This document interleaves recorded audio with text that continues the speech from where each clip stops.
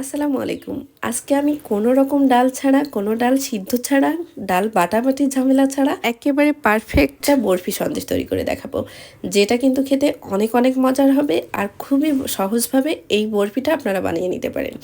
আর যেহেতু এখন সামনেই কিন্তু রোজা, আর রোজার মাসে কিন্তু আমরা বিভিন্ন রকমের আইটেমগুলো ইফতারির প্লেটে রাখার চেষ্টা করি। তাই কিন্তু চাইলে কিন্তু রোজার মধ্যে এই বরফিটা তৈরি করে ইফতারির প্লেটে রাখতে পারেন। তাহলে চলেন দেখে আসি ডাল ছাড়া কিভাবে বরফি তৈরি করা যায় সেটার এক রেসিপিটা। এই যে ফ্রাইং প্যানে আমি এখানে পরিমাণ মতো ঘি দিয়ে দিয়েছি। ঘিয়ের মধ্যে এখানে আমি ছোলার ডাল আর বুটের ডালের একটা বেসন রেডি করে রেখেছি, সেটা দিয়ে দিচ্ছি। এই যে বললাম না ডাল ছাড়া আমি আজকে হালুয়া তৈরি করব, সেটার মূল উপকরণ হচ্ছে এখানে বেসন। এখানে ডাল তো আমি দিয়েছি, দুইটা ডাল, ছোলার ডাল আর বুটের ডাল দুইটাকেই আমি বেসন আকারে করে নিয়েছি।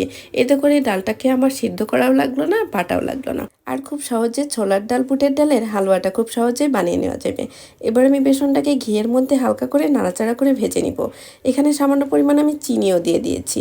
এখানে চিনিটা আপনাদের টেস্ট অনুযায়ী দিবেন, যেহেতু এখানে আমি কিছুটা কনডেন্স মিল্ক দিব আর এখানে আমি ঘন করে জাল করে রাখা দুধটাকে দিব, এই জন্য চিনির পরিমাণটা আমি আমার পছন্দ অনুযায়ী দিচ্ছি। এবার চিনিটাকে দিয়ে এখানে আমি ঘন করে রাখা 2 কেজি দুধ জাল করে 1.5 কেজি করে নিয়েছি। সেই দুধটাকে আমি আস্তে আস্তে করে দিয়ে নাড়াচাড়া করে নিচ্ছি। খেয়াল রাখতে হবে বেসনের মধ্যে যেন কোনো রকম দলা পাকিয়ে না থাকে, বেসন আর দুধের মধ্যে। এবার পরিমাণ মতো আমি এখানে লবণ দিয়ে দিচ্ছি, 2টা এলাচ দিয়ে দিয়েছি। এবার আস্তে জালে নাড়াচাড়া করতে করতে দেখবেন এরকম আঠালো ভাব হয়ে যাবে। যখন আঠালো হয়ে যাবে তখন আরেকটা পাত্রে ট্রান্সফার করে নিতে হবে। ফ্রাইং প্যানে আমি আবার সামান্য পরিমাণ ঘি দিয়ে দিচ্ছি।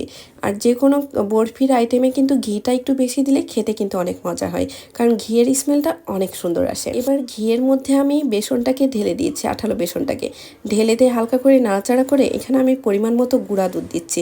গুঁড়া দুধটা একটু বেশি ইউজ করতে হবে, আর এটা খেতে কিন্তু একেবারে সন্দেশ টাইপের লাগবে।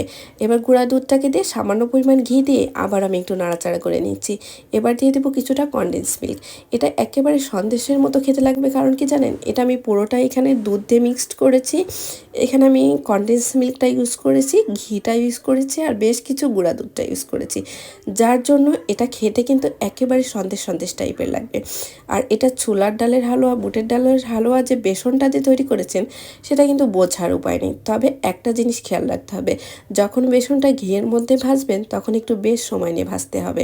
আর যখন আপনারা দুধটা দিবেন তখন কিন্তু একটু বেশ পরিমাণ দুধটা দিয়ে চুলাতে আস্তে জালে নাড়াচাড়া করতে হবে, তা না হলে কিন্তু বেসনের যে কাঁচা গন্ধটা সেটা থেকে যেতে পারে। এই যে নাড়াচাড়া করতে করতে যখন প্যান থেকে ছেড়ে আসবে তখন বুঝবেন যে আপনার বেসনের যে ডালটা একেবারে